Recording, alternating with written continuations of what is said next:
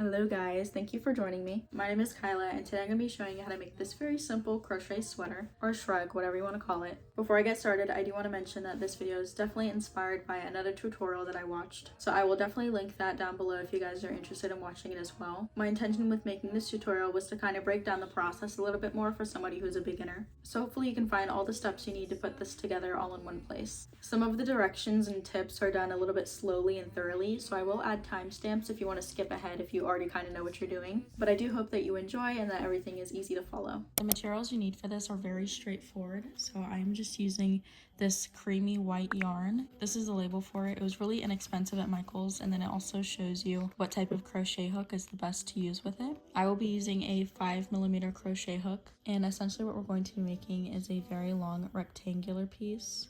Another helpful thing to use is a stitch marker. I'm obviously not using actual stitch markers, I'm just using safety pins that I had on hand. I thought I could get away without using them at the very beginning of the project. So on this side you can tell that I lost some stitches from the top here. So I'm not really sure how I'm going to make the other piece match up with this exactly, but we will figure it out. So the very first step is to make a little loop. So I'll just take the yarn a couple inches away from the end and pull it over my pointer finger. I'm just pinching the yarn with my thumb and my pointer finger on my right hand. I'll grab it with my middle finger.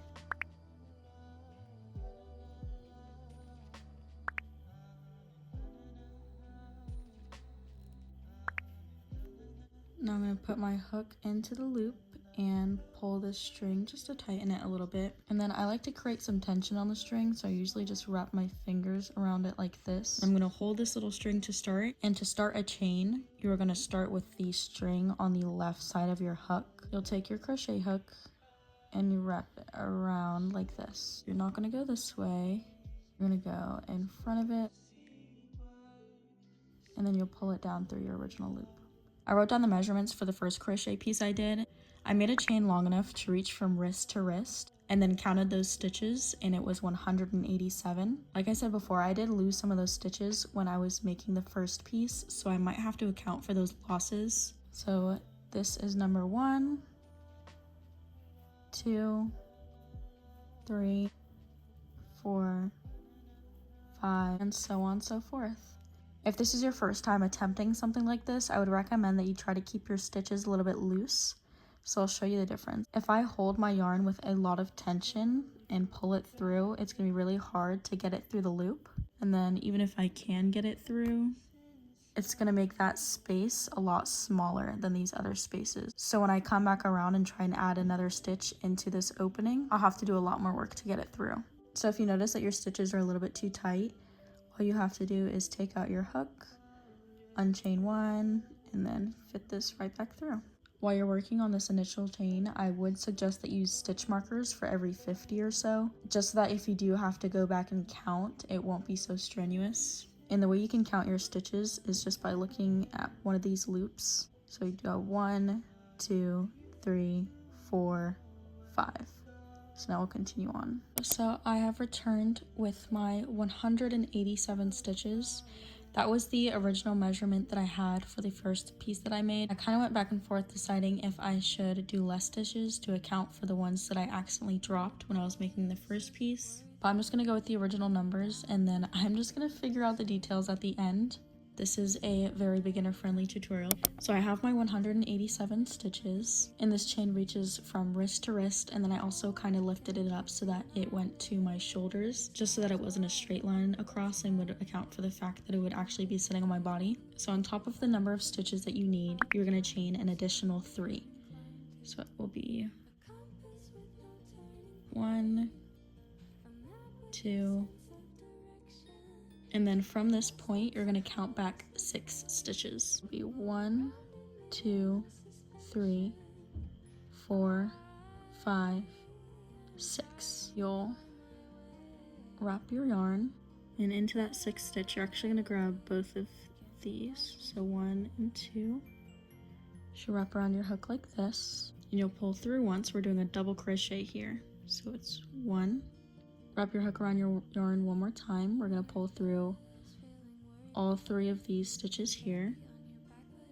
And this is the second pull through. You'll be left with 2 on your yarn. You're going to wrap it through the yarn one more time, and we're going to pull through both of these stitches. Perfect. And it'll create this little loop here. After we do that, we're going to chain 1. And we'll count 2 away before we add our next double crochet. 1, 2. And I'm not sure if you can see this piece of yarn here in the middle, but when you're hooking for your double crochet, you're going to go above that. So you're grabbing the 2 just like this. I'm going to show you the double crochet a few times just because I know for me personally it was really easy to learn it by looking at it visually. First, I do want to kind of show you a mistake that you might accidentally make. So if you can see here, I only have 1, 2, 3 loops on my crochet hook, which means that before I put my crochet hook in here, I forgot to loop my yarn around it. So I'm actually just going to take this back out. We're going to wrap around the yarn first before we put it into this stitch. I like to use my finger to help it slide onto the hook easier. We're going to pull it through 1. I'll wrap my yarn again, pull it through those 2, and then 1 more time, we'll pull it through the last 2. Then we'll chain 1, and we will move on to the next. 1, 2,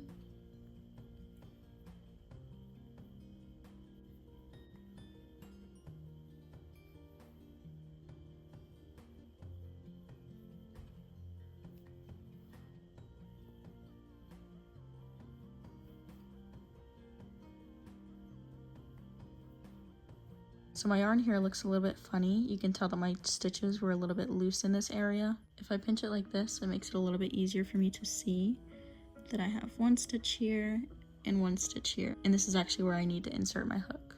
If it gets a little hard to tell where your next stitch should be, just do your best. Especially if it's your first time trying this, it will not end up perfect, and that is okay.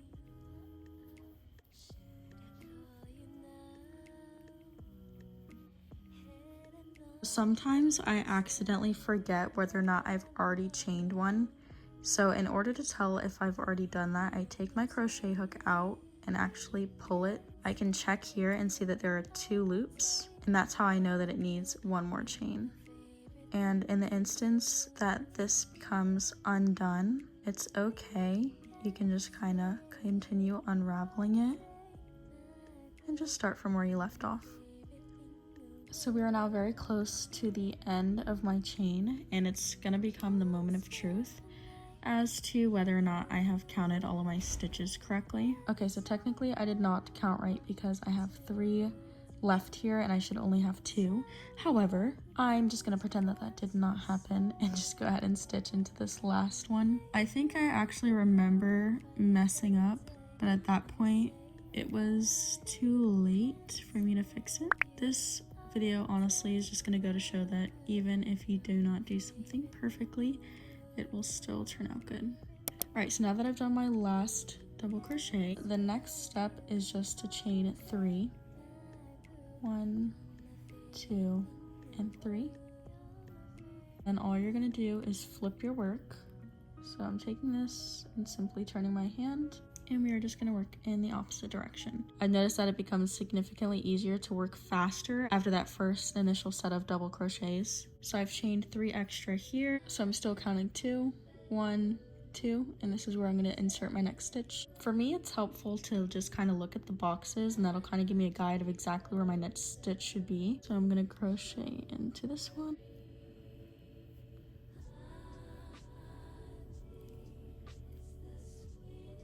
Add 1 more chain, and you can see already that next set. Once I get all the way back to the end of this other side, I'm going to kind of show you how you should crochet into the end to make sure that it maintains this kind of boxy look. So let's just work on this next row and then we'll get into that in a bit. We are now at the end of this row, and I have 2 more boxes here, so I'm going to finish up this.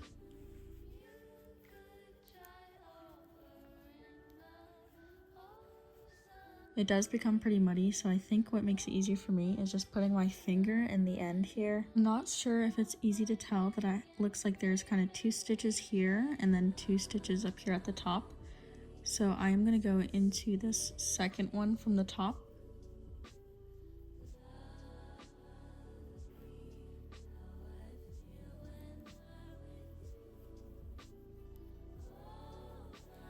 and then you'll add 3 more crochets. It should look like this. I am also going to kind of show you what it would look like if you went down a stitch too far. So if I went into the stitch all the way down here, you can see that it pulls here and it gets really rounded at the end. So if you do make that mistake, it's okay, you can just take it out and just try 1 stitch up until you get that boxy shape. So we're going to continue on with that same method until it reaches the same width as the first piece.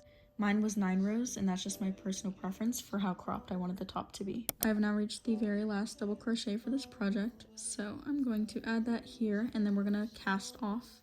So when you're casting off, you'll finish the last double crochet, but you're not going to chain 1. I'm going to remove my crochet hook, and then take a pair of scissors and cut the string about 3 inches away. And then I'm reinserting my hook, and I'm just going to pull that string through. Next, I'm going to hold the string kind of with my fingers here and insert my crochet hook into this very last stitch that I made. And then I will grab the string and pull it straight through. Just like this. And then I'm going to pull it over, and I will go in this next one. Grab the string and pull it through. And I'm just going to continue doing this.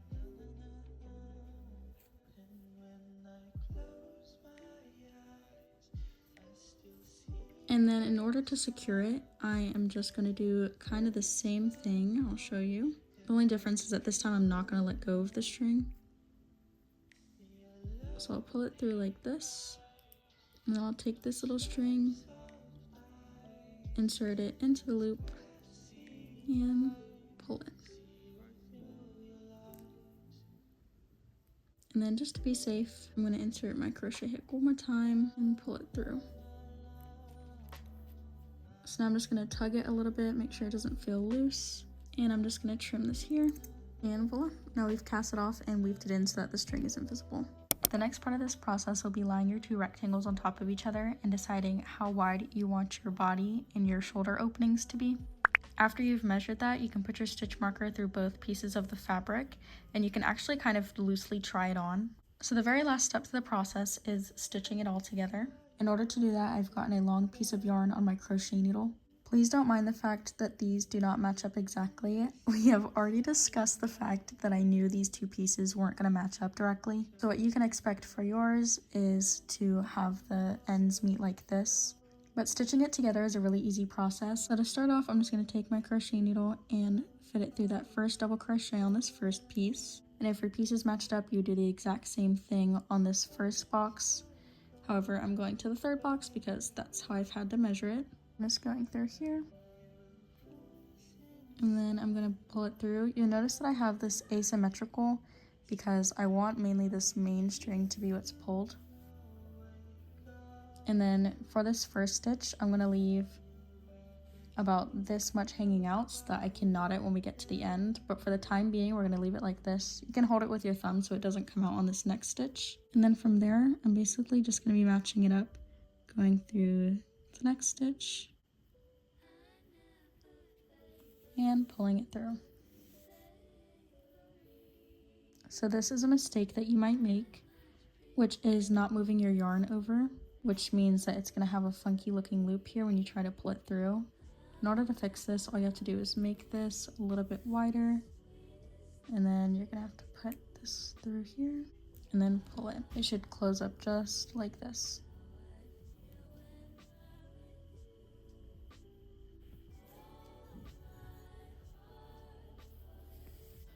I'm just going to continue stitching these pieces together. It is pretty strenuous. However, it will all be worth it in the end. Again, you're just going through these top pieces of each one, just making sure that they line up all the way until you get to your stitch marker over here. I have now reached my last stitch on this end, so I'm just going to go ahead and pull it through.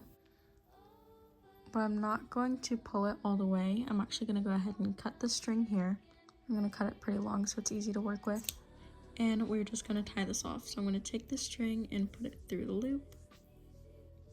I'll take the string and feed it back through this loop here and pull it tightly to secure it. And then I can just trim the string. And on this opposite end, I'm just going to do something similar. I'm going to insert the little string into this loop here, and then insert again into this loop. And then I'm just going to pull it tight to secure it. So I've actually already done the top and the bottom here on this side, which means that I can fully insert my arm into it. So after I'm done stitching the other side, I'm just going to turn it fully inside out and it will be wearable. Thank you for watching if you've gotten this far. I hope that your final product turned out great. Remember that you will only get better from here. If you'd like to stick around, you're more than welcome to subscribe. I do apologize if you're left with any questions or if anything wasn't really clear. But I do hope you have a good rest of your day and I will see you later. Bye.